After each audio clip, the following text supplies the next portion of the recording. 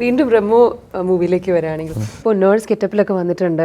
ഒരുപാട് ചലഞ്ചിങ് ആയിരിക്കണം അത് തന്നെ. പക്ഷേ അതിൽ ഏറ്റവും മെമ്മറബിൾ ആയിട്ടുള്ള ഏറ്റവും ഓർത്തിരിക്കുന്ന ഒരു മൊമെന്റ് എന്താണ് ഈ സിനിമയുടെ ஷூட்டிங் டைமில்?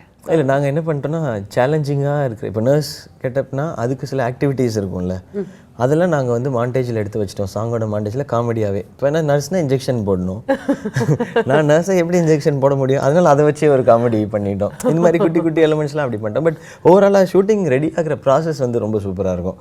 நான் வந்து 3 o'clock அங்கே வந்துடுவேன். நான் 3:30க்கு if we start, ஒரு 8:30 9க்கு வந்து ஷூட்டிங் ஸ்டார்ட் ஆகும். இந்த 5 ஹவர்ஸே வந்து ரொம்ப நல்லாயிருக்கும். ஒரு 1 ஹவருக்கு ஒரு தடவை எல்லாரும் பிரேக் எடுத்துக்கும், எல்லாம் போயிட்டு வாங்க அப்புறம் வாங்க. It will be like painting a building. எல்லோரும் 2-3 பேர் வந்து ஃபுல்லாக மூஞ்சை இப்படி திருப்புங்க அப்படிலாம் சொல்லி ட்ரெஸ் பண்ணுறதுக்கு ஆனால் நான் ஒன்று ஃபீல் பண்ணேன், லேடி கெட்டப் பண்ணும்போது என்னை சுற்றி ஒரு 10-12 பேர் இருப்பாங்க எப்போவுமே. இது பாருங்க, இது கரெக்டாக இதில் கேப்பில் வந்து நீங்கள் சாப்பிட்டீங்களா, ஜூஸ் கொஞ்சம் குடிக்கிறீங்களா அப்படின்னு சொல்லி. அது முடிஞ்சு பாய் லுக் வந்தால் யாருமே இல்லைங்க, நானே என் மேக்கப் மேன் மட்டும்தான். அப்புறம் தான் யோசிச்சேன், அடப்பாங்களா பொண்ணு வேஷம் போட்டால் தான் பக்கத்துலேயே வருவீங்களா,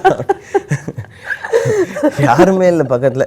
சரி, நான் இதானே சொன்னேன், இப்போ இவ்வளோ பேரை பார்க்குறேன் நான் இங்கே என் ரூமில், இதுக்கப்புறம் யாராவது வரீங்களா, அசிஸ்டன்ட் டேரக்டர்ஸ்லாம் கூட எல்லாருமே 4 பேர் வந்து அப்படி நிற்பாங்க.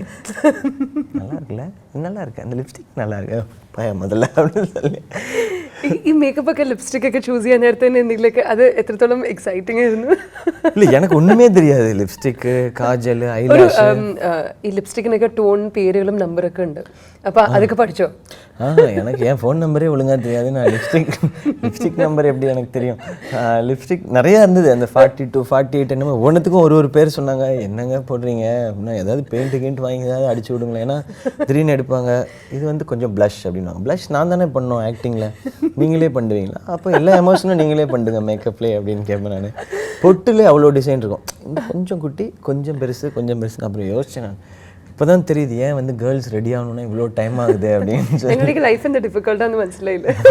ஆமாம், ரொம்ப டிஃபிகல்ட், ரொம்ப டிஃபிகல்ட் ஆக்சுவலாக. இல்லை, காஸ்டியூம்ஸ்லேயே வந்து இல்லை கலர் டோன்லாம் ஃபிக்ஸ் பண்ணுவாங்க. நான் வந்து எனக்கு தெரிஞ்சு 100 காஸ்டியூம்ஸ் நான் ட்ரை பண்ணியிருப்பேன்.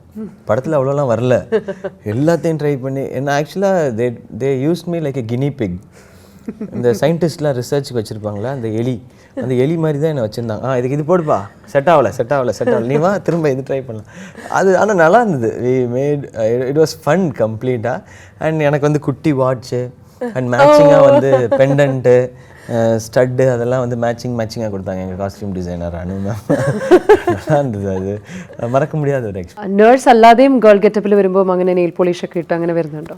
മെർലിൻ മൺറോ ഗെറ്റപ്പ് ஒன்று பண்ணியிருந்தேன், போஸ்டர்ஸ்லൊക്കെ கண்டு ஆன்லைன். அதில் அதுக்கு வந்து இந்த நெயில் பாலிஷ் அப்படிலாம் அதான் சொன்னேன். நெயில் பாலிஷ் இந்த கைக்கு ஒருத்தர் நெயில் பாலிஷ் போடுவாங்க, இப்படி உட்காந்துருப்பேன் நான்.